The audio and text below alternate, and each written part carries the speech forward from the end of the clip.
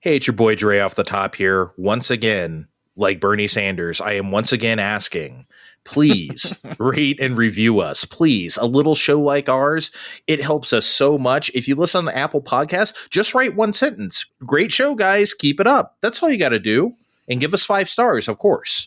If you give us less than that, I'll know about it and I won't be happy. So please give us 5 stars.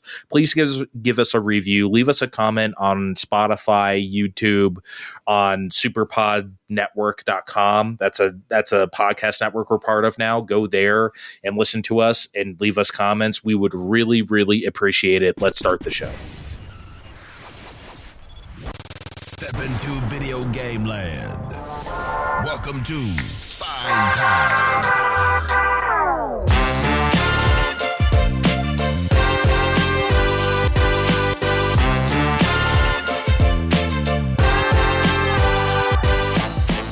Hello, party people. It's your boy Dre. Hello, party person. It's my boy Steve. What the hell is that? Hello, party person Kevin. I don't get to be your boy, though. No, I mean, I shortened it up because Steve didn't like that, and I got nervous, and I was like, I need to try something else. If you would have called me your boy like you did Steve, I would have liked it. I mean, I'm sorry. Do we have to start over? Hey, do we have to dealing with me and Steve? It's too hot in here. Summer is here. Guys, as of this recording, tomorrow it will be 104 degrees. Holy fuck. We are cooking. What is that in over Celsius? Here. Oh, Jesus Christ. Guess. Don't look it up. Don't just look. Guess. Okay. 37? I don't know. Okay, let me look. AF. Let me look cuz I can change the gap to Celsius right now. 34. I wasn't bad. That was not okay. That was not bad. 34 is uncomfortably hot. Yeah. So no, actually, I fucking lied. Okay, let's extrapolate from here. It's 93 right now as of this recording, and I changed it, and it said 34. So 104 must be like 37, right? 38? I wouldn't know. There's somebody who's a real enthusiast about like maximum extreme temperatures around North America that is tuning into this show for the first time that just got super disappointed. Oh, they're so mad. They're so mad at us looking right now. for years for the hottest weather podcast, and now we're talking about Nintendo games. Fuck. I think I would listen to a podcast like a weather.com official podcast of like weird weather phenomenons. Well, in 1977, Ohio had this heat wave that whatever. I think I would legitimately listen to that. Yeah, but they wouldn't have good hosts. It would be like fucking, Bob from CFBN Ohio that's like 82 fucking years old that's doing it from his basement and can't figure out that he shouldn't be using the microphone that's built into his laptop for his podcast. That's what it would be. It wouldn't be good. Not to mention his co-host that, was disgraced from local newscasting and isn't allowed to broadcast anymore. Yeah, they shuttled them off to the weather podcast. No, I think it would be good. It would be like an NPR of weather. The weather podcast from weathermen that have been Me Too'd. who had anyone who has had a racial slur incident, it gets shoved off onto the. All right, I'm back in. I'm listening to that podcast. There's some gems in there. Fuck yeah. His shitty mic will be worth it to hear his disgraced. Oh, I want to tell you guys about this because I know you guys don't watch sports. I think it was 2 years ago now, maybe even last year. There was a guy on the Oakland A's broadcast. It was pregame. It wasn't during the game. It was pregame. And he meant to say he went to the Negro League Baseball Museum, but instead of Negro, he said something else. I remember this. And I just couldn't. I was like, did you really like... I couldn't even, it's like, how do you can't, like, those aren't even the same word. But how was that on your mind? Like, That's just because he's been calling it that to his wife for the last 2 years, and so it's no. Yep. That has to have been it, right? Because that's the only thing that makes sense. Anyway, anyone who had a slip up like that goes to the weather podcast. Fine time. All right, I promise we're going to talk video games right now. At least I am to start, and I want to talk about Baten Kaitos 1 and 2 remastered, because as you guys remember, this was revealed in a Nintendo Direct last fall or something, or maybe last summer, and I was interested in it, but I couldn't get a straight answer on the performance, because in that Nintendo Direct, it was 60, and I was super excited. But then you go to the Namco website or whatever, and it says it runs at 30, which did not line up with the footage we saw, which made me think, like, okay, are they talking about some other PS5 version that, like, or whatever that we didn't see here? Because that was definitely 60. What footage did we see? So I held off on buying it. The answer is the Switch version just runs uncapped, and the performance is all over the place. Sometimes it even runs in the teens for extended periods, which is obviously worse than the original game's cap of 30, which it never dropped from. So I was like, you know what? No, thank you. I'll wait for another version. That other version is here because they shadow dropped it on Steam about, 3 weeks ago. And I was like, okay, here we are. Steam Deck Ho. And I didn't think I'd ever really get to play these games again because of the nature of them. They had always been one of my biggest re-release wishes, so I was really excited for them to come out again until the Switch version was what it was. But now in this new Steam version, which is running beautifully, by the way, no problems, I never thought they would happen because of the pre-rendered backgrounds. So, for those who don't know, Baten Kaitos and Baten Kaitos Origins are 2 GameCube RPGs that make use of said backgrounds, and even more than that, animated pre-rendered backgrounds at times, which becomes really difficult. There's also usage of real-time effects like fog or cloud overlays and shit, and moody lighting, so they really ground the characters in the scene. It's not like the old Resident Evils or something like that, where it's like you can clearly, it's just a backdrop and you can tell they're running around it, even though this games still do an effective job, right? This is better because you can do more real-time effects on top of it with, the next generation of power, at that time, next generation. But to port this stuff over is no small feat. I don't know if either of you have played the 2015 PS4 version of Resident Evil 2002, like the GameCube version, ported. Okay, so I don't know if you guys remember the scene that was outside. This was new for that version, where there's a fire pit, and there's 4 different kinds of scenes around the fire pit, angles. And it's all lit up real time with the fire that was pre-rendered. They, for some reason, could not do that in the 2015 version. It just wasn't working out. So they recreated that entire thing in 3D, actually, with actual real-time lighting and geometry and everything. You can't tell. When you look at them side by side, you would think it's just the same thing. Or just maybe, this version's using HDR or something like that, right? It's actually really remarkable. And the reason why I'm mentioning that from Resident Evil is because I think Baten Kaitos, I've only played, I should say, 15-ish hours of the original. I haven't gotten around to Origins yet, but I'm sure it does a similarly great job. It's just really great. You start out in a village with an animated background of these trees with these yellow leaves swinging back and forth, and that's the big test right up front, right? Because you're okay, how's this look?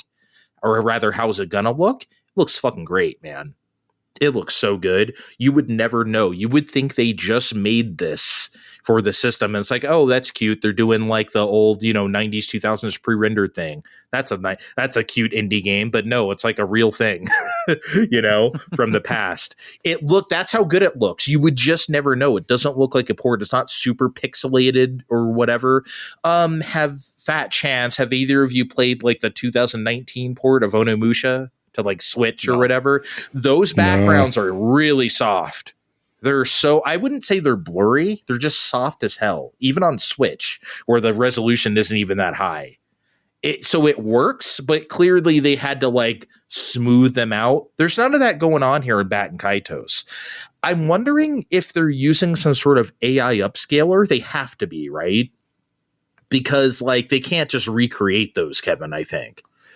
Yeah, I don't know. I'm wondering, is there any like telltale signs of that? Because I think even in the Skyward Sword remake for Switch, because that was definitely using AI, but it caused a lot of like super weird, looked good for the most part, but it caused some like really weird issues that would stick out because it just couldn't capture things properly. Is there any of that going on there too?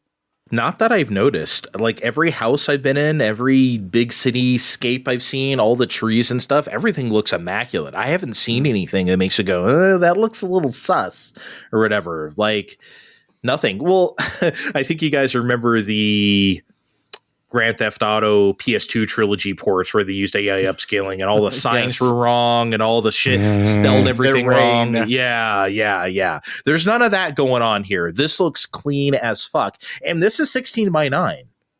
So I don't know if the original backdrops are actually that big or if they did some very careful like stitching together. I don't know, man. But they look really good. It's an incredible port job, I guess is all I'm really trying to say. As for the game itself, I think this pretty much holds up as well as it did. Baten Kaitos was never like something I would put in my like upper echelon of RPGs, but it's always something I've really enjoyed. Like on a scale from 1 to 10, I give it like an 8. It's not a 9 or a 10. It's an 8. It's a really good game that I enjoyed. This is kind of hard to talk about without spoiling, and I will not spoil. But Steve, you know how Xenoblade feels very complete, shall we say? When you play, the story is very, you get to see everything. You know that you live on the remains of these two things that fought a long time ago. But it's not just old prophecy. You get to that's all I can. That's all I can really say. Baten Kaitos is the same way. You get to really enjoy it versus a game like Skies of Arcadia, where you just accept that they're in the sky and they live in Skyland, and that's really all there is to it. Baten Kaitos really digs into why the world is the way it is. That's all I can really say without spoiling, and that's why I really like the game. The battle system, though, I didn't remember it feeling this. I in my notes, I wrote the word glacial, which is obviously like a pejorative. That's the thing I always say towards Paper Mario games is why I don't like them, because it feels so glacial, not just the battles, but like the entire game for me. You could maybe say that about Baten Kaitos to a degree. This is definitely not a piece for everybody. Sometimes you can get locked into a battle with just like 3 basic bitch enemies for like several minutes just because the right cards. This is a card game, everybody. If you don't know, you build yourself a deck of cards, of attack cards, defense cards, healing cards, etc., and you put them in your deck, and whatever happens. I think, Kevin, you've played enough to know that you could each card has a number, and you could do like poker hands, basically. I got 2 pairs, so I did 20% more damage. That shit really matters. It's not just frivolous, And do they do anything that kind of like builds on that system throughout the game? Because that was why I stopped playing it. I didn't like the battle system. Or do they like try and keep it further engaging? Because I can't see wanting to play through like just the meat and potatoes of what that battle system are throughout an entire RPG. Yeah, you have to really like it. The answer to your question is yes, it does, because as your characters level up or class up, if you will, you get more access. You can hold more cards and you can play more cards per turn, and you have more cards on your palette to pick from per turn. So just by doing that, the game opens up because you can set up more stuff. It more robust. Yeah, you can set up more stuff, because back when you could only pick like 3 cards, you can't really do a whole lot of setups. When you can pick like 6 cards per turn and have 50 cards in your deck and have like 6 or 7 cards to pick from per turn, then you can obviously imagine how much that opens it up to you and things get really fun. So yeah, the answer is yes, but it takes a long time to get there, and I completely don't blame you for feeling that way. This is not a game for everybody. You know, I guess, like, yeah, these ports include the typical, like, quality of life menu, as they call it. I always call it the cheat menu because that's exactly what it is. But it's like, oh, you can make battles faster, or you can turn off encounters, or you can do this. I do not like playing RPG re-releases with that stuff on. I never have, and I probably never will. It's totally fine if you like those things. For me, I just want to, if the game isn't good enough to play on its own and I have to, like, quote unquote fix it with that kind of stuff, I should probably just be playing something else. That's how I feel. But, you know, your mileage may vary. A lot of people like that kind of menu stuff, so it is in this game if you like it. Kevin, I think some of the glacialness, though, comes down to, like, animations, and this isn't a thing specific to Baten Kaitos. I think it's just the era where, like, a lot of things just take a lot longer than they should. Like, I remember fighting this boss where whenever he attacks you, he levitates up off the ground a little bit. That takes like several seconds, zips right over to you, sets himself down slowly, does his attacks to you, then goes back in place, rises up, zips back, sets himself back down. It takes fucking forever. Like, there's no need to have that much animation, you know? There's nothing in the quality of life that just lets you, like, at least, you know, play the battle animations twice as fast, because I feel like that would be an improvement in itself. I'm sure that's in there. I think you can speed up battles. Here's the thing, though. You can't really do that across the board because you only have so much time to pick your cards. You can't really play these battles at, like, 4x speed because you need to pick each card as they're coming up. And you only have a few seconds to do that. So you can't really play this game at Mach speed, in my opinion. Yeah, I only breezed through the original however long ago because of when that game came out. I'm going to play this again at some point, but after you told me about, after we established that everything wasn't quite as it seemed, I do have a Switch copy I got for cheap, so I'm kind of hoping Switch 2 will let me, you know, play it as God intended. We'll see. I can't recommend this. So, I mean, look, if it's all you really got, I guess, but okay, but I'm not about to buy a new computer. If it if it's all you got, then fine. But, like, good luck sometimes with the way that game runs.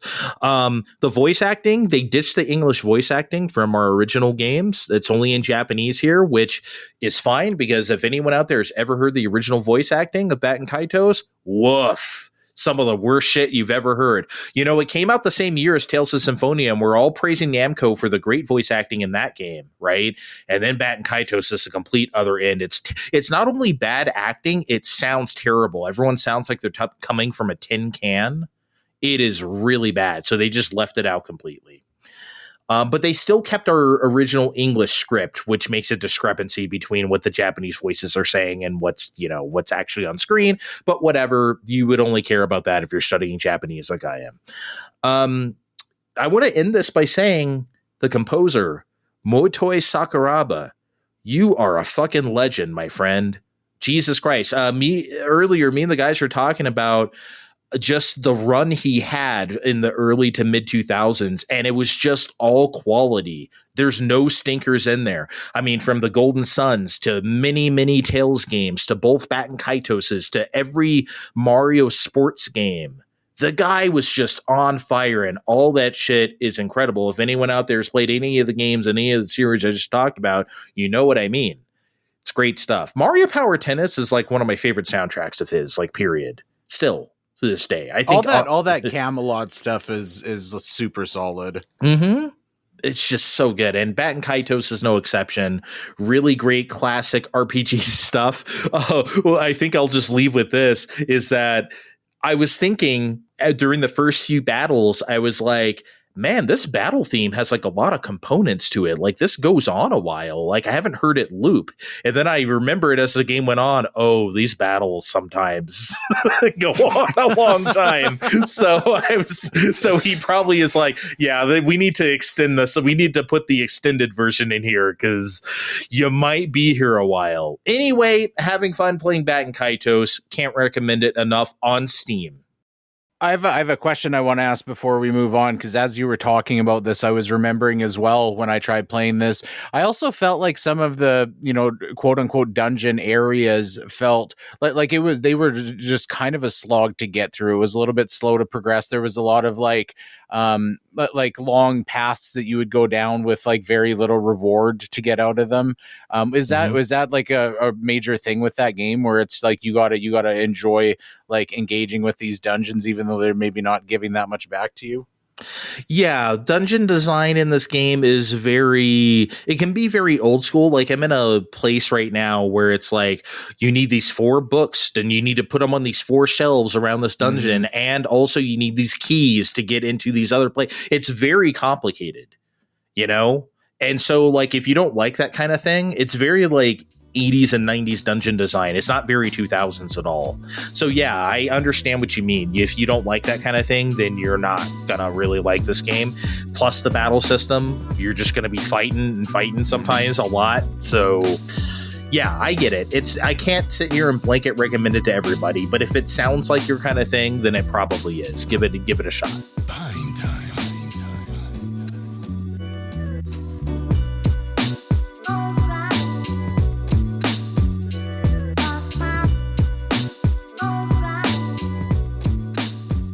All right, Steve.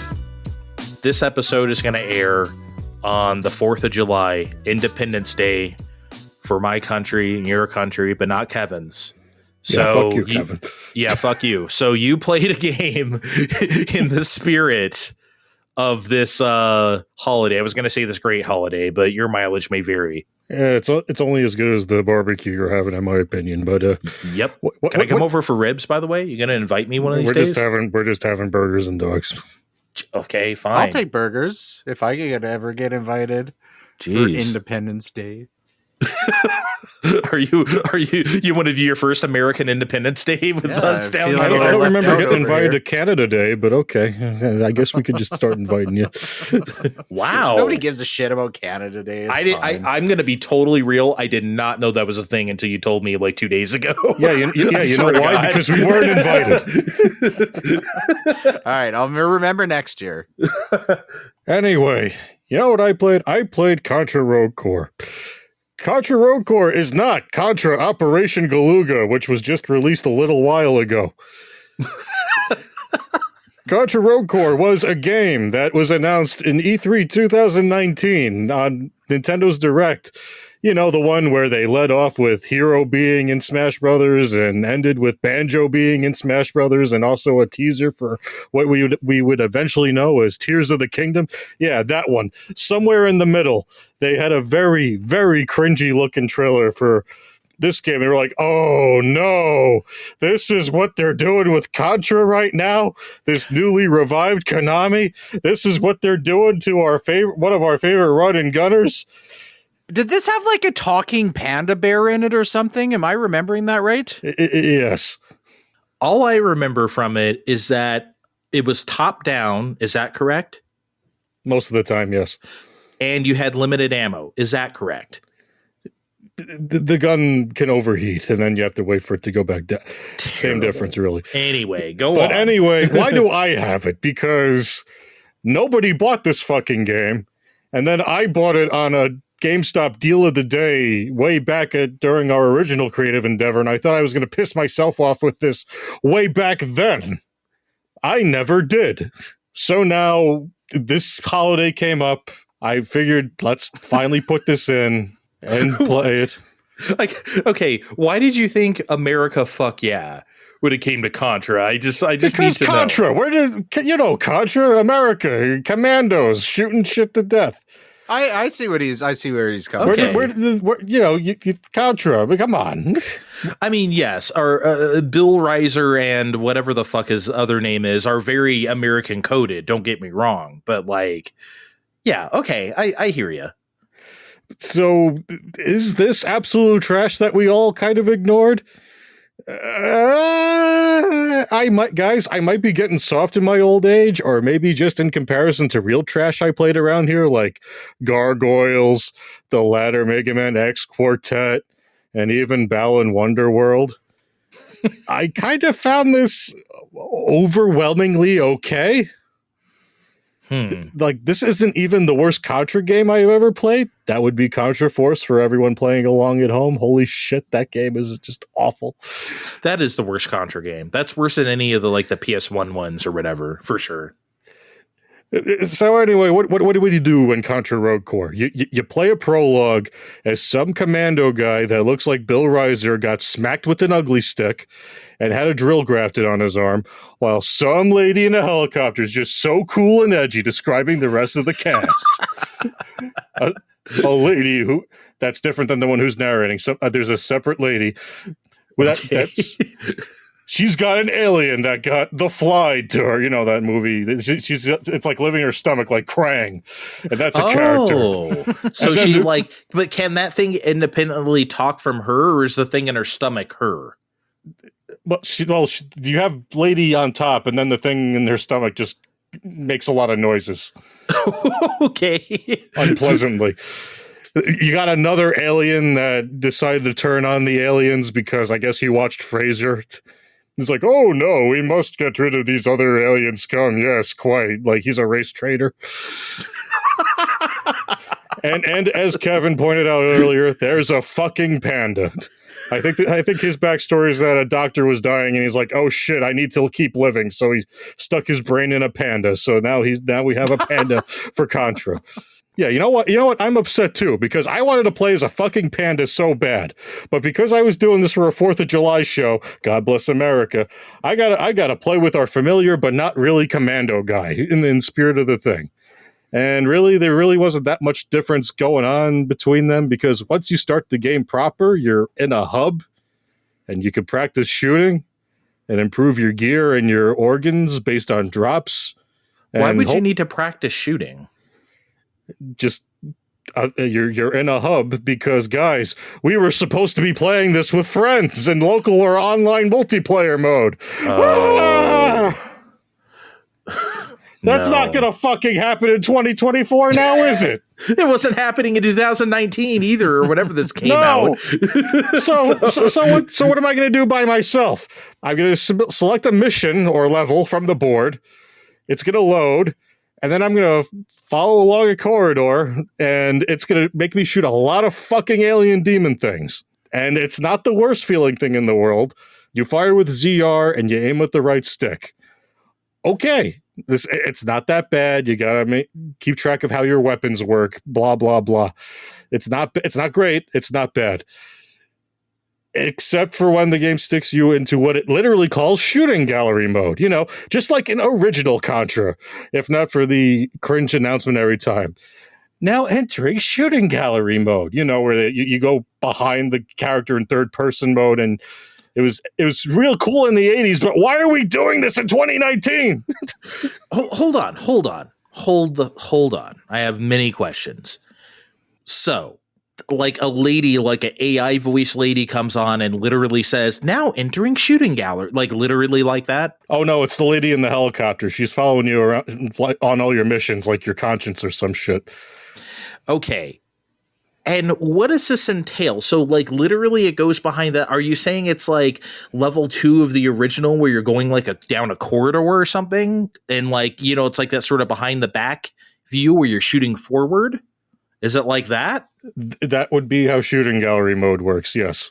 But why is it shooting gallery though? Do like just 50 guys appear and you just like blow them away like real fast? Like why is it a shooting gallery? I hate to interject, but I'm just saying when you're playing the game where a guy put his brain in a panda, I don't know that we are going to make that much sense of the idea behind shooting gallery. Can we have a main mechanic of the game that they shout out make fucking sense though, please? Like that it has to. Maybe it doesn't because Konami doesn't care. You know what? Honestly, I'd almost be inclined to say this would be a neat novelty for the PS2 on a rental weekend. However, guys, there's no soundtrack in this game. What? Yeah, there's a handful of overwrought orchestrational beats that pop up when you're shooting things, and maybe something that could be construed as a boss song. But you're sitting there while they didn't go all the way and make stupid over-orchestrated versions of actual Contra tracks if that was the mood to go for. I would have been about this. If you were going to be stupid all the way, you know, or do literally anything. Contra is not even Contra without music. What the fuck are they even doing? in the end, I could not be bothered to finish this. Not because it's awful, but because after the first major boss, they start cycling through the levels again, but with different missions. Okay, maybe that would be more fun with friends, especially when you're customizing your loadout, but the more I would be doing this, the more I'm reminded of Mercenary Kings, a much better game that uses this gameplay loop and has no problem owning what it's inspired by on its sleeve. I mean, and even if I had friends like Roadcore thinks I should, thanks for rubbing that in, you guys. I'd rather be spending that time playing Mercenary Kings. Mercenary Kings is maybe one of the best indie games of all time. Mercenary Kings is incredible. And that's really what's wrong here in the end. The game is just kind of dull after a few hours, and there's way too much of it. I looked it up after like the second or third major boss. There was like another 15 levels to play through after. I'm like, no, I'm not doing this anymore. And no one should. You ever play Contra Rebirth? Yeah, that was great. Do you remember the intro where Bill Reiser just wakes up naked inside of this alien pod? And then some robot's like, "Good morning, Bill Reiser," or shall I say Contra, I think she says. And it's like, what? I'm Bill Reiser? Yes, you are. Oh, well, if you say so, I must be Bill Reiser and a Contra. And then the game begins. I feel like that would have been better than whatever helicopter lady you were describing.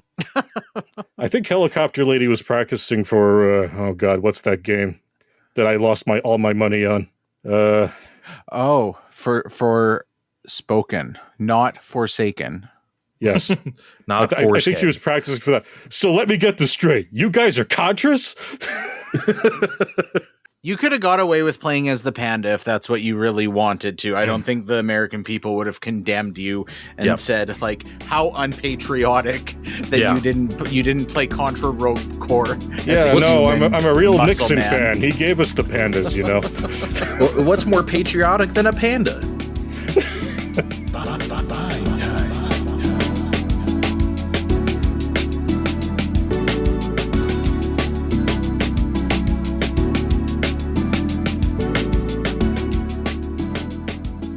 All right, Kevin, you played a thing, and I have no idea what this thing is. I did peek at your notes, but I want you to tell us all about it. Yeah, so I played Donut County. Donut County, at its essence, is an indie game where you play as a little hole in the ground, and you move around the ground and suck things up in your hole. And as you suck these things up, your hole gets larger. Great game. Love that game. Please don't take any of these sound bites out of context for anything. I don't know. Last week I did finally drop Steve, let me tighten your nuts. So there's no guarantee. No one is safe. Yeah. Okay. And this is a fucking short, breezy game. I spent maybe 2 hours playing this. And I think a lot of times when I play short games and then I talk about them on the show, I'm always feel like that's exactly what it needed to be, right? I've talked about What Remains of Edith Finch before. Like that's a great instance that game was the perfect length for what it is. Mm-hmm. Firewatch, stuff like that. This one, no, and I want to say up front, I don't feel like the game shortchanged itself. I didn't like feel cheated. And they didn't give me enough content or something like that. But I think it could have been longer. I was enjoying it, and I definitely could have taken a couple more hours of exactly what it was giving me. So I'm not condemning the game, but I guess I'm just saying if there was a Donut County 2 that was like barely iterative, I'd still be pretty interested in playing it. It's just a fun, satisfying game. So let's talk about gameplay wise, because before I played this, definitely I thought Katamari is the easy comparison, right? We're talking about consume things and get bigger. Mm-hmm. But Katamari is not really the best comparison to this game, because this is, and I'll get into this in a second, I would probably say this is more of a puzzle game. Because the idea is you need to figure out the sequence to consume these things. Obviously, that's kind of similar in Katamari, where you're going smaller to bigger, but there's not as much thought about it in Katamari. It's just try and do it as fast as you can. You've got a time limit. And that there are also individual unique mechanics to some of these levels. So, for example, there's one where you suck up a fire and then you suck up corn and it turns the corn into popcorn. So puzzle-ish, but at the same time, with enough trial and error, if you just continue moving your hole around these levels, because none of these levels are overly big, if you just continue to shift your hole through enough trial and error, you will basically do everything you need to do without much thought into it. It'll just kind of eventually happen in the order necessary, and getting stuck is for the most part not really an option. I almost, when I was trying to think about comparisons, and bear with me, but Power Wash Simulator kind of crossed my mind in the sense that it's like, this is something you can, if you want, you can just kind of like play this mindlessly and just do it. And I like those kind of games where it's just, it's very easy to just like turn my brain off. I don't need to strategize. I don't need to like really even play with intent for the most part. This isn't that to that degree as Power Wash Simulator, but at the same token, there's kind of that it has that leniency to it, I guess. Okay. And even whether you're playing it, with less or more intent, I think a lot of the fun of this game is just like seeing the consumption of these levels kind of unfold organically. And if you do something by accident without like figuring out it's what you're supposed to do, and it just happens, that can be fun in itself. So that's I think that's why I really liked this game, and that's why there is a little bit of jank here, which not a major issue, but sometimes something like an explosion will happen in the levels, and things will like get dispersed amongst the level, and they don't quite like land where they're supposed to, where it's difficult to get your hole where they are.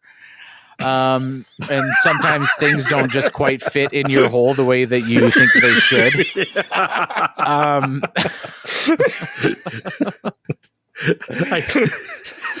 Take me seriously, damn it. You will never have another episode where someone says hole this much. It will never be, unless we're talking about the discography of Hole. Trying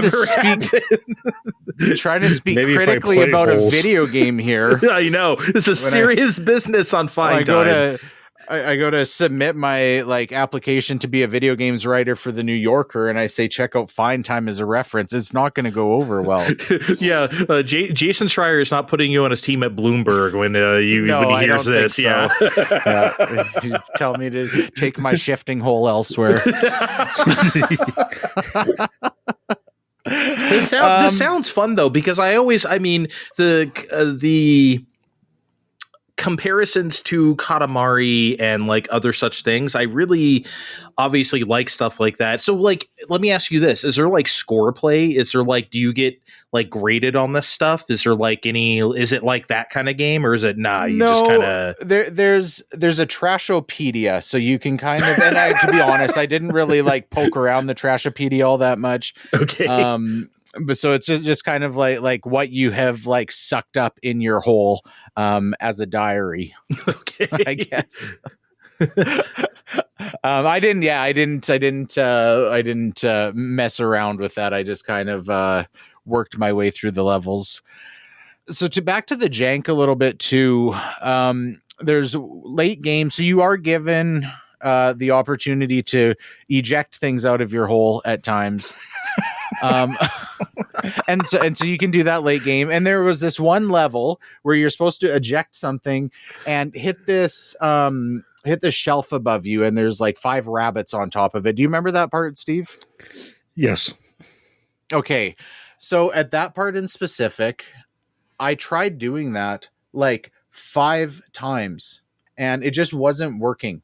like it would eject out of my hole, but it wouldn't like trigger knocking the rabbits down to like continue through the level. So I spent fucking, and I kept like occasionally I'd be like, oh, I've got to hit this, and it wouldn't work, and I'd go and spend a bunch of time trying other stuff. So I got to the point where I spent like 5 minutes like going around this very small level, like desperately trying to find anything, because I just felt like I was not understanding what I was supposed to do at all. And then I went and tried shooting at that shelf again, and it just fucking worked exactly as it should. And that was frustrating. Now, again, that's not a common enough thing to be much of an issue. Do you remember, did that happen to you at that part in specific, Steve? Is that just like a super fucking janky shelf? I gotta level with you, Kevin. I played this during our previous creative endeavor, so this was a while ago under very similar circumstances. Or oh shit, I need a thing to play, or I'm screwed. So wow, way to rat him out. Jesus Christ, you didn't have to do that. I was very upfront. That's what it was. I needed to talk about a video game, and I was. Should the people know that? I'm not sure. They know what we're up to. That's fine. Okay. He admitted it up front. And oh Lord. Yeah. I don't remember that well if it was that bad, Kevin. Sorry. Okay. Well, maybe if Andre decides that this tickles his fancy. I picked this up, and I'm sure the sale is probably done now, but it was like fucking $3 on Switch or something when I got it. It is routinely very cheap everywhere. The Steam summer sale is going on right now. I bet I could find it for 49 cents or some bullshit, probably, or whatever, right? Yeah. They just give video games away. Well, if you do that, Steam. let me know about your rabbit shelf. Okay. I thought you were going to say, let me know about your hole. No, I'm trying to keep it above board for the rest of this show. All right.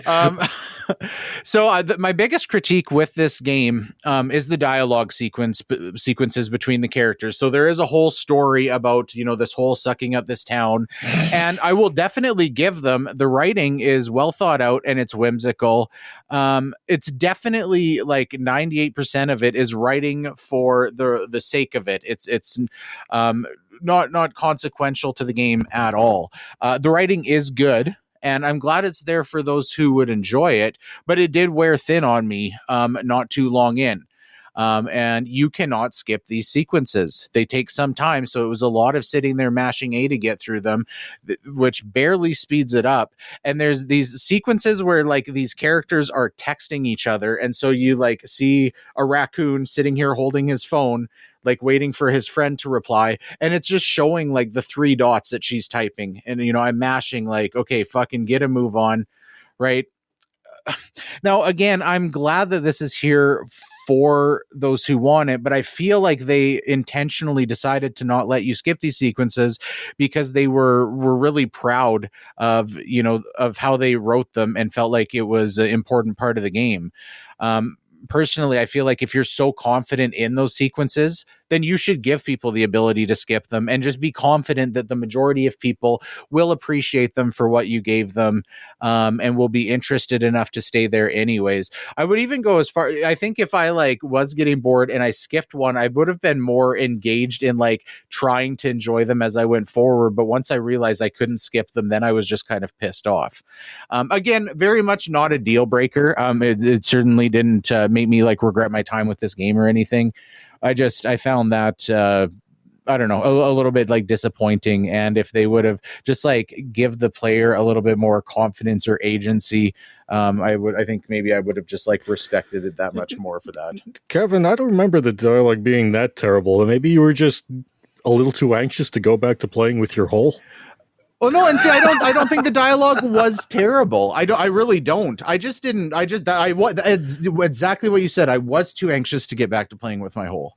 That's what I wanted to be doing. I didn't want to watch the raccoon text messaging his friend talking about like selling, fucking donuts or whatever they were talking about. I stopped paying attention.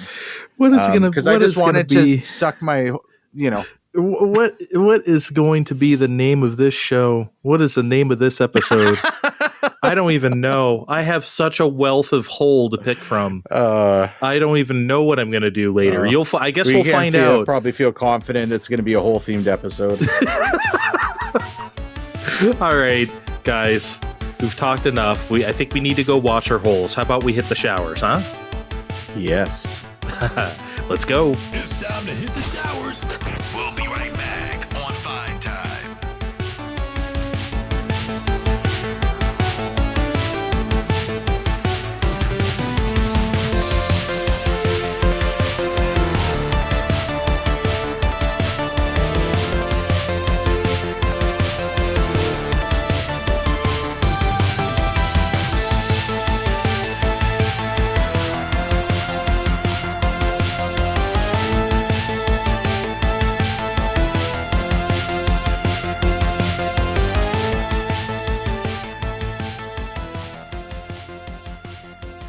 Okay, we're back. Hey guys, I got breaking news. We have a breaking news sound. Breaking news. Oh yeah. Breaking fucking news. There have been 7 new games added to Nintendo Switch Online. Nintendo Entertainment System, Nintendo Switch Online. 7. They are Cobra Triangle, Solar Jetman, Golf, Mach Rider, Donkey Kong Jr. Math, Urban Champion, and Atlantis no Nazo, The Mystery of Atlantis. Well, I think that last one's on Famicom but already. Oh, yeah, we did that ages ago, yeah. But more rareware is welcomed in my town. Maybe not so much Donkey Kong Jr. Math. That's so weird. Why would they do that? Well, thankfully, Donkey Kong Jr. Math Twitter will finally calm down and be placated. I know. Mach Rider's probably the most interesting. Well, no, I mean, obviously the rare stuff, but yeah, but as the Nintendo stuff, Mach Rider for sure. I've been saying that since the beginning. Yeah, so I honestly thought it was there until you pointed out it wasn't. Yeah, it has never been there. Anyway, that's been our breaking news. Play that sound one more time. Oh, hell yeah. Fuck, we're a good podcast. Fuck yeah. This is high production right here, okay? You're not going to get this shit from who should I talk shit about? You're not going to get this shit from Giant Bomb. I don't know. How much breaking news do you think a fine time for healing gets? Someone taking their teacup and like stirring like the tink tink tink as you like hit the hit the spoon around. Yeah, stirring your sugar. I've become a sugar in hot tea guy recently. I used to just drink it straight, but I just like a little bit, not like a ton, just like a little dash of sugar. The people at home can't tell because we're in audio format, but I'm not giving Andre eye contact at this moment. You are. Yeah, I'm with Steve. Sorry, man. I like coffee. I'll fucking load to the 9s with all sorts of sweeteners and hazelnutty, caramelly, frappe type shit. But tea to me just feels like it needs to be tea. This is a Two Americas moment right now, but that's okay. We'll move on. We'll have a good 4th of July. So, Limited Run Games had their showcase called LRG3. Steve, is that the actual name of the show, LRG3, or is that like an abbreviation you put in these here notes? Okay. It was called this from the time when they aired this adjacent to E3. Remember when E3 was a thing that happened during the week? Oh, so it's like a pun on E3? Yeah, and usually on like forums and things, like posters, they'd have Limited Run Game Showcase on the bottom. But LRG3 was snappier on social media, and that would be what stuck. Well, one, E3 isn't a thing. Two, that I didn't even realize it's such a bad joke that I didn't even realize that's what they were going for. Well, yeah, you need to have your abbreviated name end in an E to make that work. Yes, exactly. Well, all their shows were all faux E3 conferences. Like, that was their shtick. And then E3 stopped existing, but they never stopped doing the E3 thing. Give it up, guys. Call it something else next year. Anyway, I want to talk about a number of things in the showcase because I think they're interesting, or that I just, I have a bunch of points. Okay. I have thoughts. Steve has thoughts as well. So we're just going to go through them. Kevin might just sit in peanut gallery us while we do this. So let's start with, I think what they let off with is Fighting Force Collection, right? And so I watch a lot of Matt McMuscles. I think you do as well, Steve. Mm-hmm. And about a year ago, he did a video on Fighting Force. And I looked in the comments hoping to find some quality dunks on Fighting Force.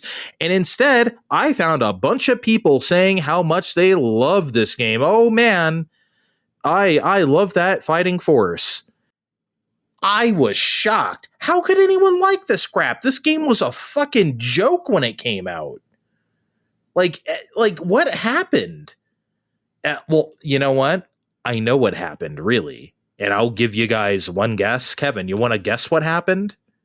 Yeah, the 3 of the characters' names were Hawk, Mace, and Smasher, and I think those are such cool names. That's why people like this game. What do you think, Steve? I think it was the only game in town as far as beat 'em ups were concerned on your PlayStation and Nintendo 64 in North America. And well, this is all we got for an entire generation. So I yes. And someone pointed that out to me on Blue Sky recently, and I'm like, bro, yeah, but it's so bad. These games are terrible. They're terrible. Don't play them. They're so bad. We have better standards than that. As you and me beat 'em up aficionados, do not do this to yourself. I promise. It's not worth it. They announced Wolfenstein 2 is coming out on Switch, with the full game on the card, and like yeah, exactly. My reaction exactly. I'm sorry to be rude, but if any of you out there buy this, you deserve everything that happens to you. Like, please make better life choices than this. Okay, guys, before the time I splurged on a PlayStation 5, I bought the Switch port where I had to get the download. It actually is good on there. I won't say that, but if you really need the download after the servers go down, I'll hook you up. It's one of those neat things the Switch does. I could send you the updated version of the 9 gigs you're missing. You could come over. I'll make burgers. We'll have a good time. We'll have a fine time. I'll give you whatever download you need. Don't buy this. I literally did not know that was a thing. You can get like updates from other consoles without the internet. Yes. Locally, yes. Mm-hmm. Wow. Yeah. I had no idea. That's super fucking cool, actually. Yeah, I discovered that during I think it was 2019 springish, when a bunch of us friends met up and we all were playing Smash at our hotel or wherever we were staying at in San Francisco. And yeah, I updated everyone else with instead of trying the hotel shitty ass Wi-Fi, like I updated everyone else from my Switch. Yeah, it was weird, but it works. That's fucking sweet. You never see the people on Twitter who are using hashtag preservation 14 times a day talk about stuff like that. No, hashtag retro gaming. They don't even know that shit exists, I bet. Okay, so here's one thing I wanted to mention, because they announced something called Gimmick 2. And for the uninitiated, Gimmick is a Sunsoft game for Famicom from 1992, so a late era 8-bit game.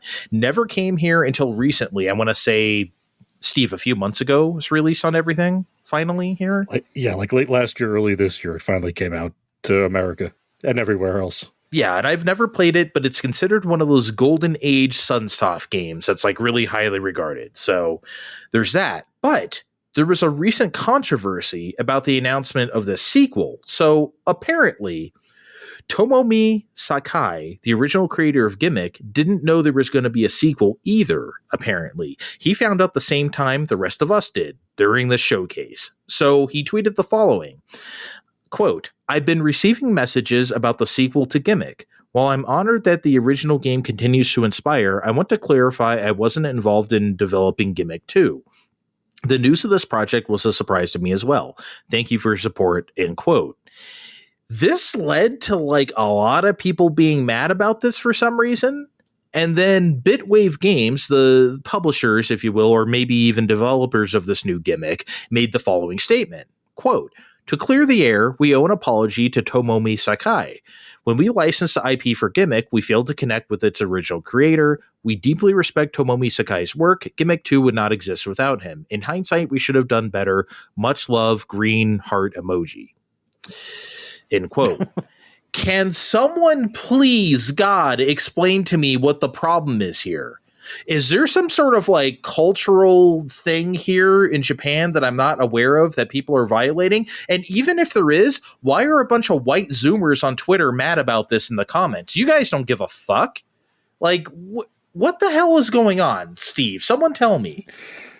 You might have nailed it already, because I know in Nintendo country where this might still be the case, there was an unspoken rule that came up when Kid Icarus Uprising was being made, where Sakurai needed to get the blessing of its original creator. the thing there is that he left Nintendo forever ago to teach math, the thing that he was looking to do all along. He was just happened to be at Nintendo and he took a Greek class. They're like, hey, Kid Icarus. The thing is, with Sunsoft being back, I really don't see the problem here. So, like you just said, maybe this is just a custom, like over there, and they didn't follow it in this case. But at the same time, why are the white Zoomers going into a fake outrage about this? I just don't know. It will always mystify me why when people get mad on the internet about things they don't care about, that will always always make news on this show, because I won't understand. So they showed Beyond Good and Evil 20th Anniversary Edition. I think this is now out digitally, because I've been seeing footage of it, and the performance on Switch, baby, ooh, unacceptable. It ran at 60 on GameCube and actually looked better than this current version, in my opinion.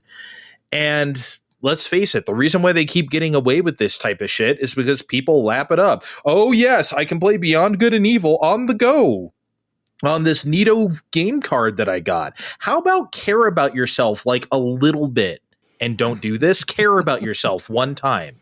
Yeah, I'm definitely caring myself about this one time, because I'm like, oh, well, I saw this. I'm like, oh, they're making a game card. I guess they don't want it to be $20 in 2 months, so they'll make limited run do it. But then I saw the Switch footage afterward. I'm like, oh no, oh no, this was on GameCube and it was pretty good back. Why is it like this right now? Oh no. It looked rough. It's missing like even the particle effects and stuff. It does not look good. Get this on any other system, guys. Not that one. Lollipop Chainsaw Repopped was shown, and repopped. I think it's repop, but everything, it insists on being repopped every time I type it in.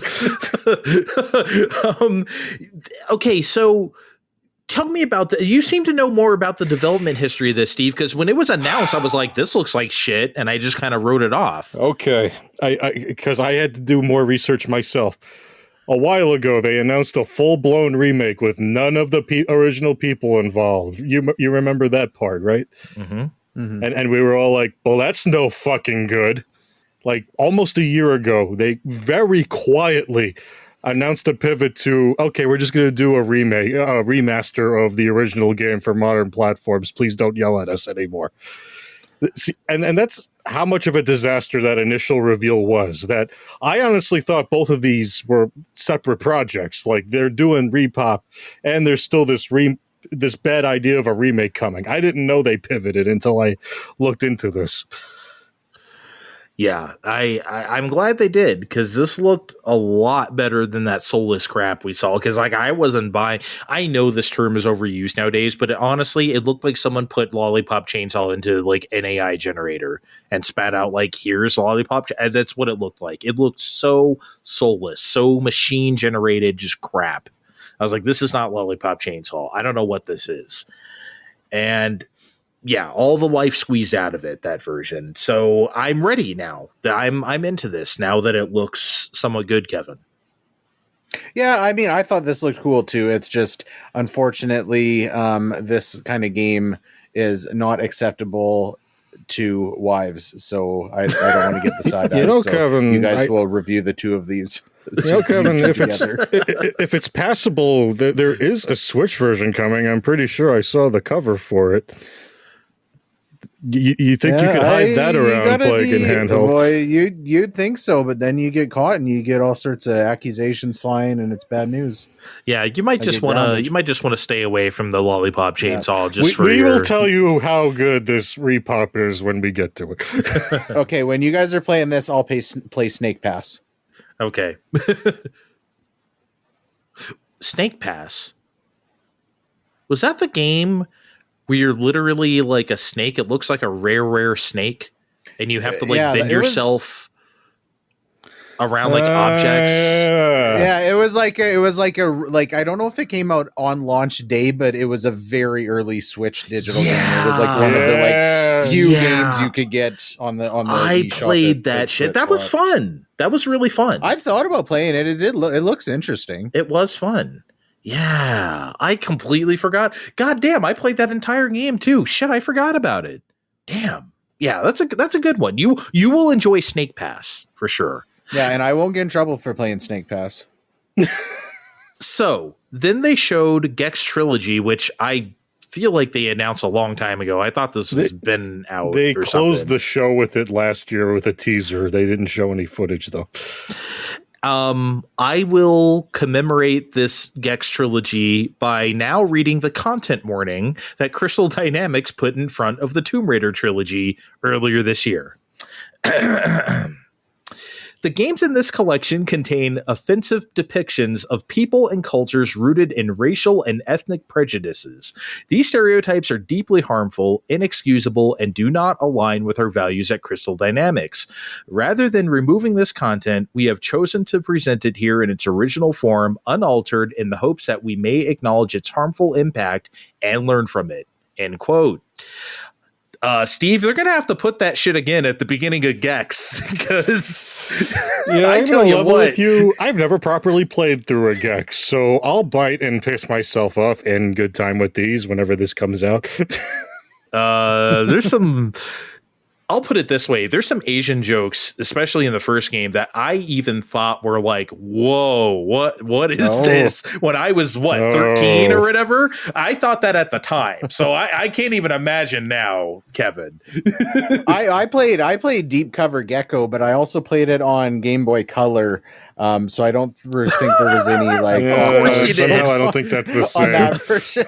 Of course you did. Okay, so I was wondering because I think this looks good. How, Andre, having played this or played some of these games before, how well do you think that the 3D entries are going to hold up in 2024? Or is it going to wear thin quickly?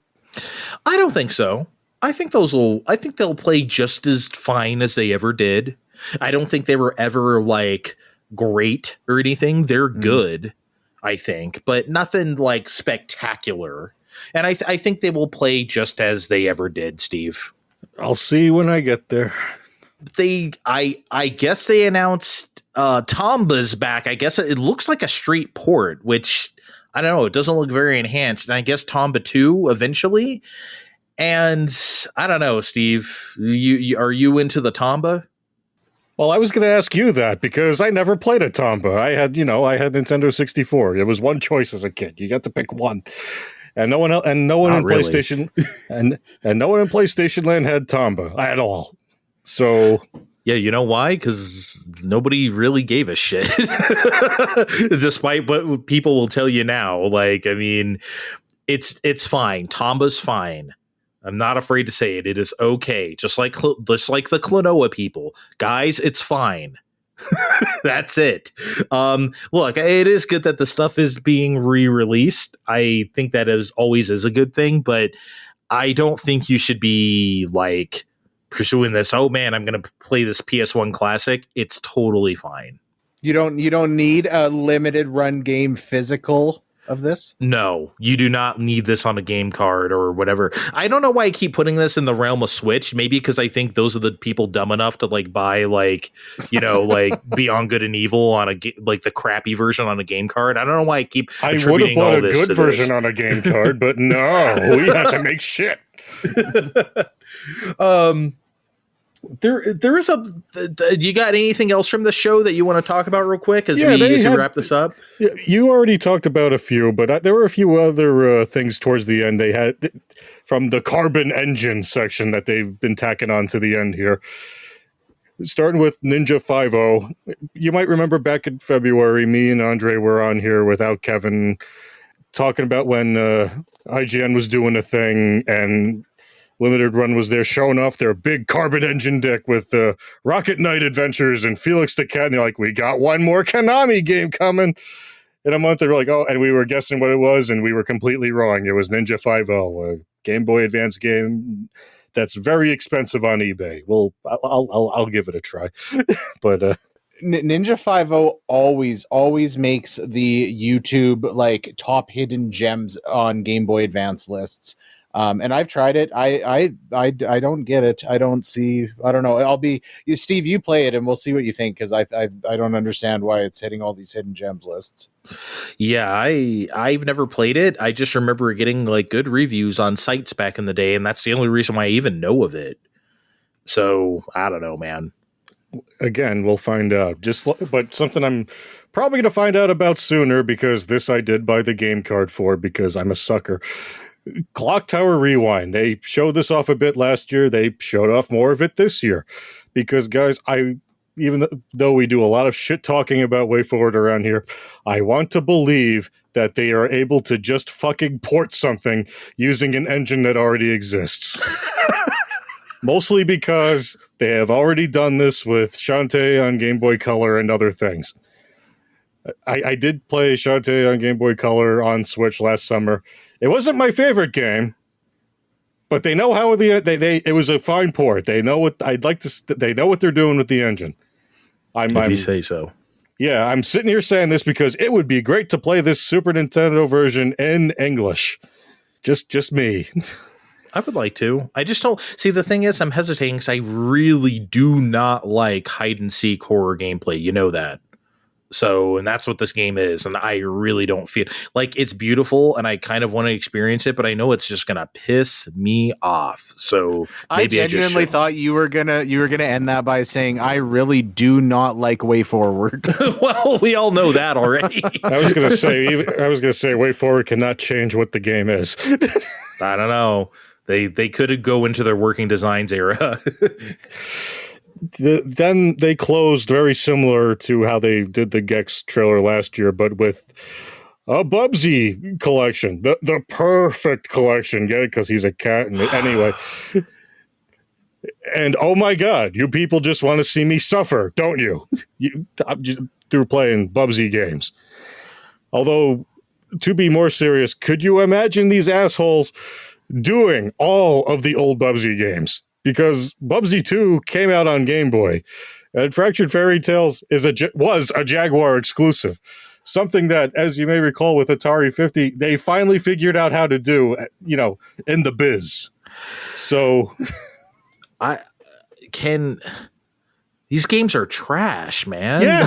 Is it just like a meme thing now? Like people are just gonna, it's Bubsy. Like that's kind of what I thought. I feel like in 2024, Bubsy is most known for being on Angry Video Game Nerd and like being joked about on YouTube. So how much value is there in actually doing a collection like that? And they were trashed at the time too. It's not like this is a retrospective thing. Nobody liked them then. People don't like them now. But somehow this persists. Oh, I'm going to put myself through it because I'm on a game podcast with my friends, but yuck. I just wanted to say overall for this show, just a follow-up from last episode, I was talking about game trailers, specifically with Summer Game Fest. And I don't care about like specifically physical limited run games. I don't collect any of those, but I did think the trailers in this presentation were really well done. The overall show was a very easy watch. I was saying that I fucking felt like Summer Game Fest was a slog. This was because there was lots of gameplay. It's not all gameplay, but the trailers just seemed well cut and well paced. Mm-hmm. And also I was surprised you guys didn't throw Toxic Crusaders on the list. I made that a last minute addition, but I thought that looked fucking awesome. It didn't look bad. I just didn't really have anything to say about it. It looked fine. I was more for Jay and Silent Bob, but I need to play that other one too first. We'll see.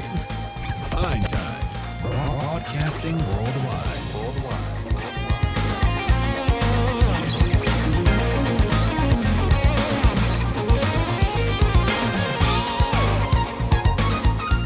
Okay, so last week I gotta talk about this because this was insane to me, and I just want to know if you guys received this the way I did. So last week, Konami put out a presentation called Metal Gear Production Hotline 01, which can only assume this is going to be a series if it says that, about what's been going on with Metal Gear Solid Delta, which is the Metal Gear Solid 3 remake, and fan responses to it so far. And when I say responses, I really mean fan responses.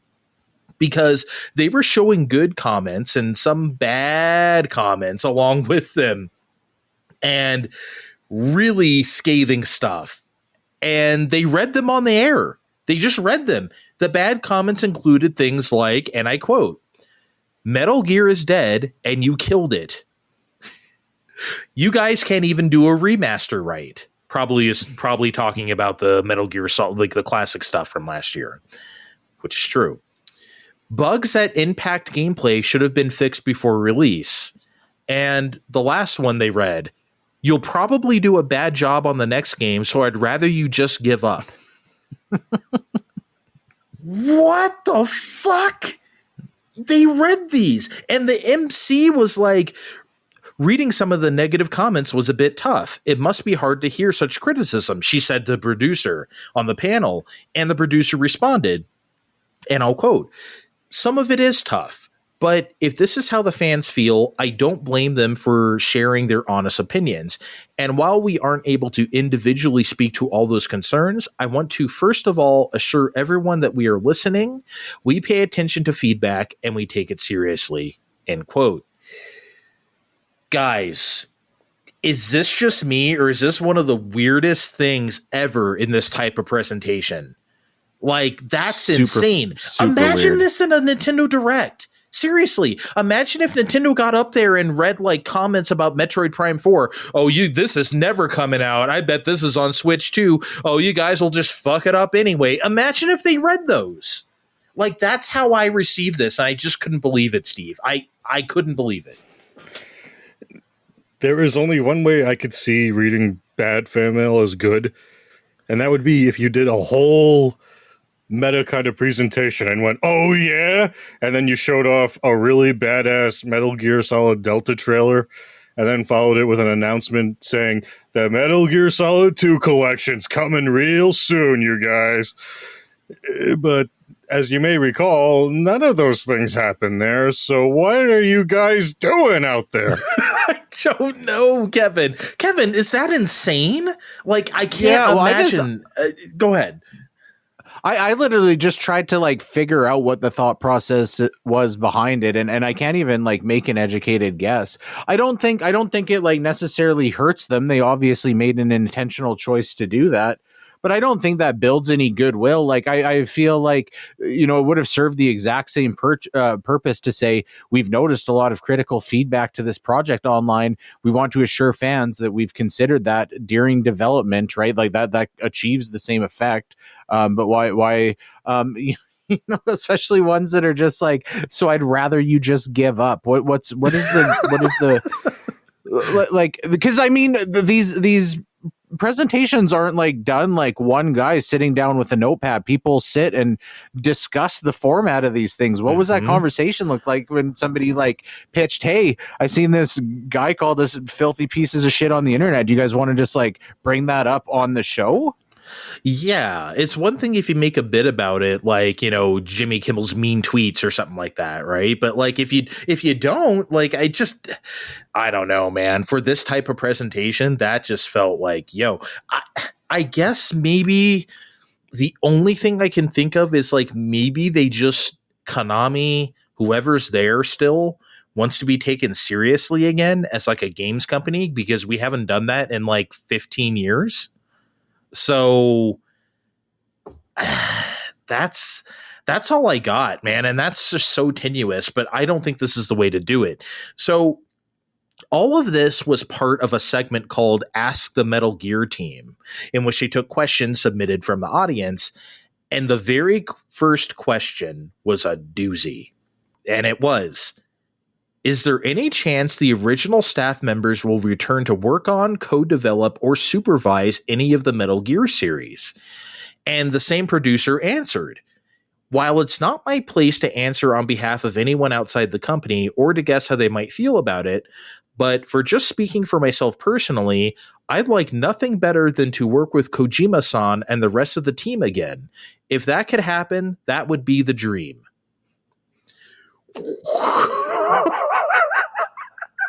What in the the world? You guys remember like 10 years ago, right? The mess at the Game Awards where he wasn't even allowed to accept his award because Konami said he couldn't.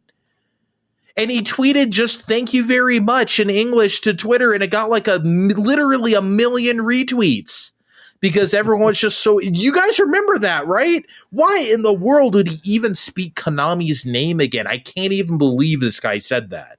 But Steve, what in the world? Well, if I was running this segment and I saw that question, I would have, not read it aloud on the air or answered it. And if I did read it aloud on the air, I certainly wouldn't have answered it like this because, guys, remember how a few months ago Kojima came on and said he's making not Metal Gear for Sony? Fizzant? Yep. Fizzant. Yep.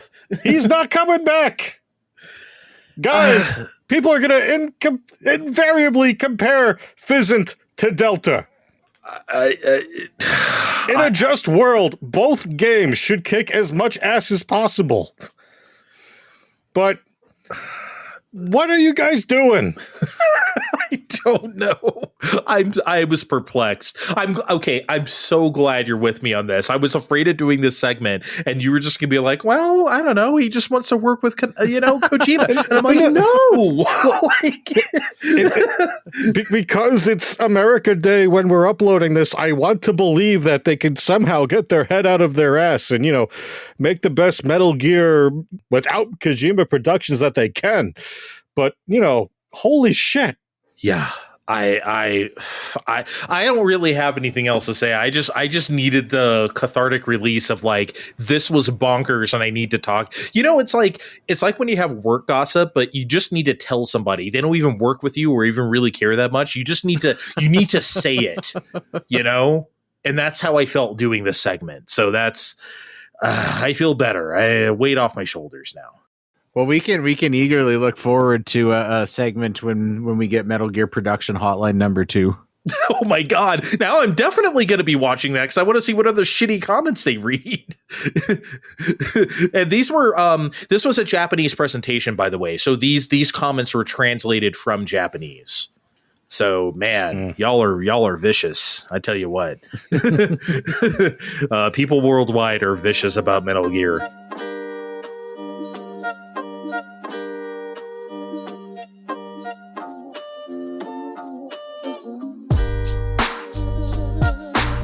Hey guys, if you're listening to us, on the day we updated, thanks. That means a lot to us. Did you leave us that review that Andre said to? That'd be great of you.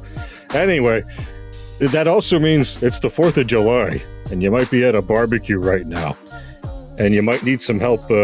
Maybe it's a barbecue of your own, and you really need something to go along with those burgers and dogs. But so don't worry, Uncle Steve's going to help you out. Because in the next minute or two, he's going to tell you how to impress all your friends by grilling a pineapple. Ooh. Oh. Yeah, right. Don't worry, it's not that hard at all. But we are going to need to go to the store and get a real pineapple. We can't use the can or the thing that's kept in water or syrup. That is not going to help us here. That is much too wet. It is going to slip through the grates, and it's gonna no. We need a fresh pineapple, and you are gonna cut that sucker into circles. Those visually appealing circles, and you're gonna cover them in melted butter and hot sauce if you're serving it along with your meal, or without hot sauce if you're not.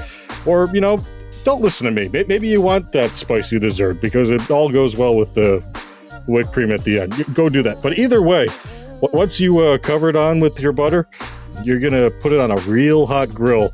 And depending on how thick you cut these circles, you're going to want to grill it on each side like a burger for about 5 to 10 minutes. Again, depending on how thick you cut these circles, turn it around. You want to see those nice grill marks. They'll be, a nice brownish, yellowish color except for where the black grill marks are. And everyone will just be real impressed. Ooh, how exotic. You grilled a fruit for us this year. That 4th of July. Eat it with your meal. Eat it with dessert. Like, get your favorite whip topping. Maybe a Cool Whip, depending on where you are. give it a try. Tell them Fine Time sent you. That's going to mean anything, but go do it. I say fuck yeah. I second that. We grilled pineapple a couple years ago, and we did the butter, and we also put brown sugar, and we served it with coconut whipped cream and cherries, and it was awesome. That sounds so good. I don't even really like pineapple that much. You guys know how I feel about cooked fruit, but I think I would definitely try a grilled pineapple with some melted butter. How could I really say no? In fact, I think we're going to do place your bets in a second, but I think I need a snack first, so I'll be right back. Fine time. Fine time. Fine time.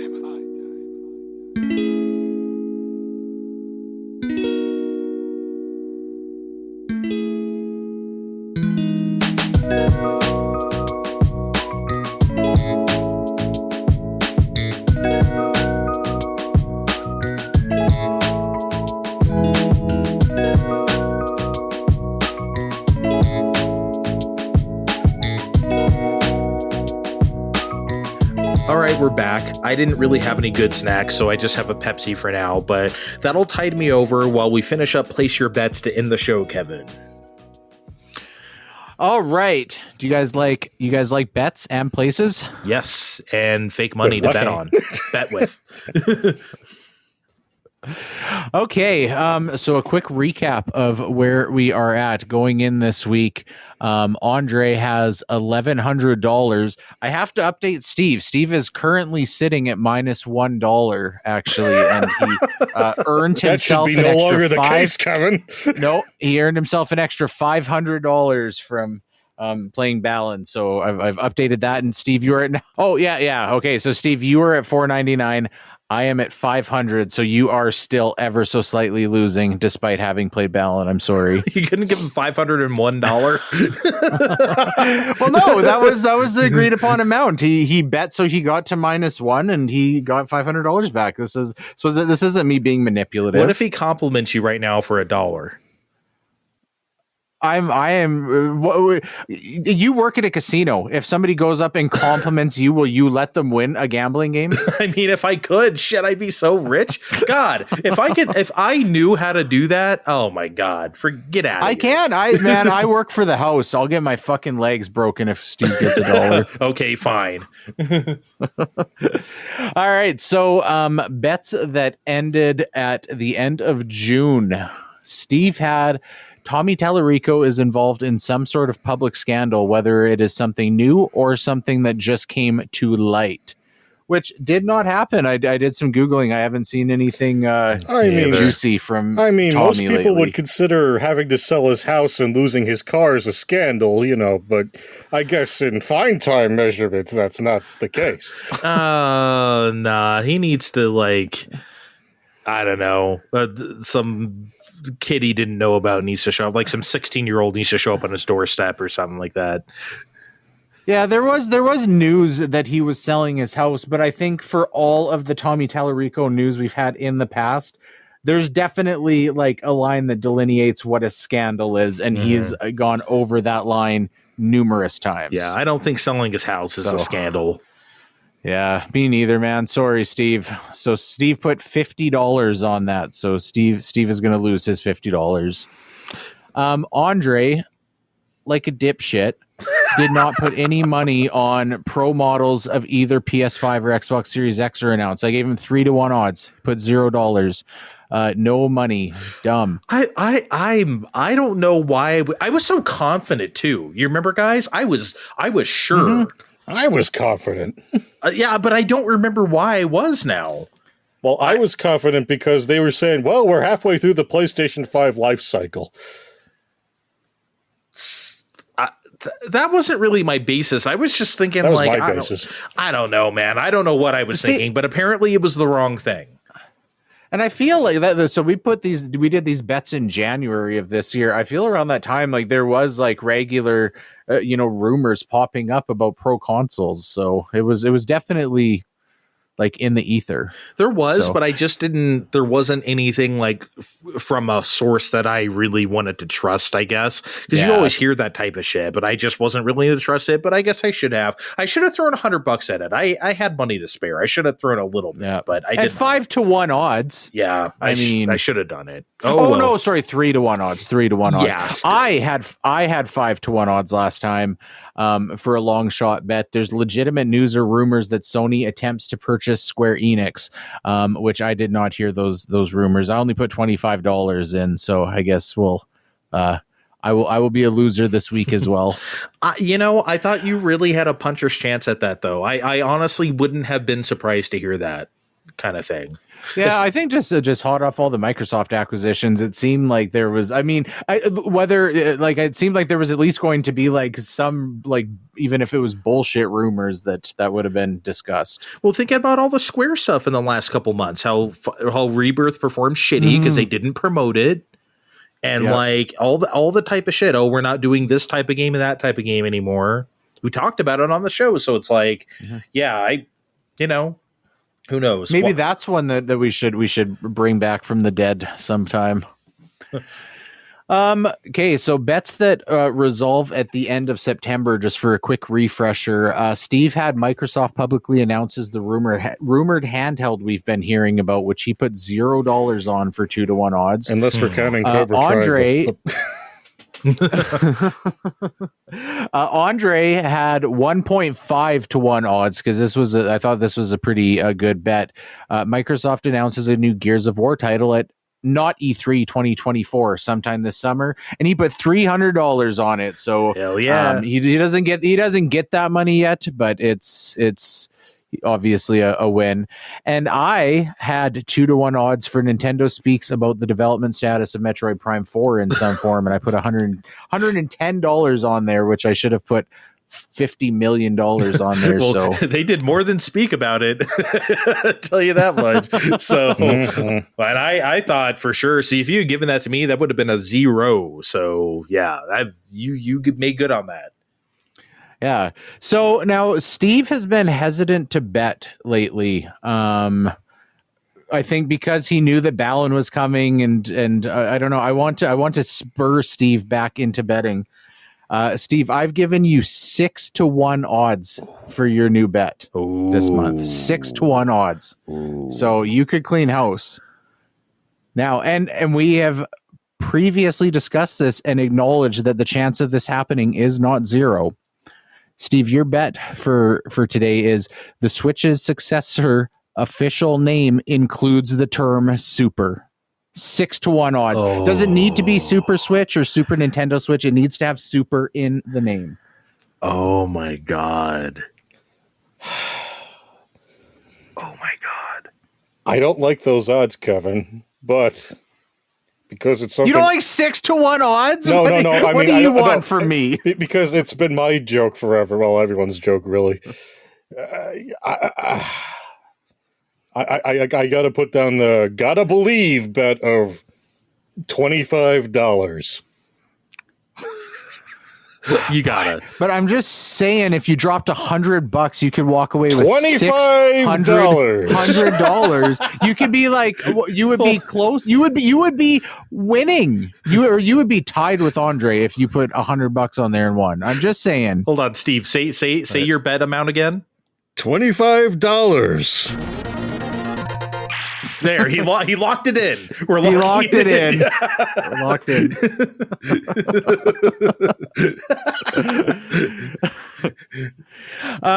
Andre, you've got 3-1 odds, and your bet came from last episode where we had a discussion about Star Wars Outlaws being compared unfavorably to Uncharted Golden Abyss. Which we got a laugh out of. Yeah. So Star Wars Outlaws is currently slated for an August 30th, 2024 release date. I'm giving you 3-1 odds that it slips past that release date and doesn't make it. Ooh. That's good. So I don't think it's going to happen, but I'm going to bet on it because it's man. So If it were any other company, if it were not Ubisoft, I wouldn't touch this. But they delayed Skull and Bones for an entire year when it was, 3-4 weeks from coming out? Mm-hmm. So... And I mean, public perception wise, like this game around Summer Games Fest got fucking slandered big time online. So maybe it even like helps pushing sales of the game by saying, you know, we acknowledge it. We're going to give it some more time in the oven. Yeah. This kind of depends on how deep, we don't know this, but it depends on how deep Massive Entertainment is into Division 3. Because they announced that that's a thing. We know that they're making it. But do they have time to... If this bet was thrown at me, I'd say $25. I want to do... let's do 50. Let's do $50. I'll do $50. I'll do a tentative $50. Okay. Yeah, I You guys need to live a little. Hey, what did I put on Gears I of War? used to 300? once, then I played Balan Wonderworld, so... Yeah, Steve used to live a lot. Yeah, so... Okay. We also recently spoke about Avowed, which you guys seem like you're a little bit damp on. Not maybe damp. You guys were not as into Avowed as I am. I think Avowed looks cool. Mm-hmm. And I believe that Avowed is going to get over 85% on Metacritic. Specifically, I think that's an interesting number because of the history with Fallout New Vegas and not getting their like bonus that was contingent on Obsidian hitting 85 on Metacritic. They hit 84 on Metacritic and did not get a bonus out of that. So I am going to say that Avowed gets over 85% on Metacritic. So you guys can pick odds on that. Do you think that's a good chance, or am I shooting too high? Well, Steve, let's start here. Do you think it's going to get over 85 on Metacritic? Because my answer is no. I think you're looking at New Vegas again, where it grazes it with those early 80s. But okay, so you were both in agreement on no, it won't get over 85. Yes. So from there, how should we set these odds for him? Because it's different if we think it's going over, right? But if we think it's going under, I feel like 10-1. I'll give him, it might feel a little generous. I think he should get at least 3. Because I don't think it's happening. I mean, we could say 4 if we really want to try and juice him right here. Because I'm with you. I'm seeing like an 82, 83 situation. Why don't we say 4-1? Because it's going to be 84 on Metacritic. Okay. All right, Kevin. 4-1 odds. Oh, 4-1 odds. I legitimately was expecting 3-1, and I already had it in my head. I'm going to put $100 on 3-1 odds. That's 4-1. But 4-1 odds. Should that really change what I'm betting? Does it make me any more confident with my money? Yes, it does. 4-1. The answer is yes. Okay, what's your wager? Okay, let me think about this. I have 400. Okay. So after the bets have resolved, I'm at 475, and I also have. Okay, I only have the potential to lose $25 next time. Yeah, but at 4-1, I could. I'm putting $250 on it. Ooh, damn. Okay, lock it in. Wait, I'm still thinking. No. He plays the he's locked in. I'm not 100% confident, but yeah, I think there's a good chance that happens. Okay. Yeah, I don't, and that's why I think 4-1 is appropriate. I will be really surprised if it gets that kind of critical reception. Man, I could take away $750 in my pocket out of that. Here's how I'm thinking. I think it's going to be not a game for everybody. So I think like it'll get some really good reviews, but I think some people will be like, kind of like the Dark Souls stuff, right? Where not everyone's into that shit. So it's just never going to get like universal praise. So I don't know, but yeah, if you lose this one, this is putting you closer to playing the entirety of Gollum or something. So I think the Outer Worlds reviewed very well, if I remember right. So that's kind of what I'm. Let's see out of curiosity before we go. What is the Outer World sitting at on Metacritic? Okay, let me guess. Let's guess. I'm gonna say 80. I'm gonna put it in the same range. 84. I'll say 80. 80. I'm gonna say 87. Okay. Let's see. The Outer Worlds Metacritic. Oh, it's sitting at 85. Oh, damn. Okay. Oh, that's juicy. That is juicy. That's really good. Okay, that's very good for our purposes. Yeah. So I think it'll just get under. So yeah, we'll see. We'll see. This is gonna be a good one. All right. You're not gonna juice it like Sea of Stars or whatever you tried to do before. There's only Xbox and PC. There's not a lot of juicing. Do. Yeah, this is on the PS4 because I know they do have for different systems. There's different Metacritic scores. So I mean, if we're talking it like some are sitting at 84 and some are sitting at 85, we're going to have to do a spreadsheet with some math. I think. Yeah, for sure. I can't just walk away my $250. We'll have to average them out. But yeah, whenever the PS5 version of Avowed comes out in 2027, we'll add it to the. Oh no! I'll already be sitting at the high rollers table with my $1,000 at that point. We'll see. That's a juicy one. Okay, so great bets this time. We're gonna get the hell out of here though. It is hot in this place. I need to turn on this AC. I need to have some dinner. Thanks for listening, everybody. Follow us on social media. Check the description of this podcast to find those links, and we'll see you next time. Bye. We'll see you next time on Fine Time.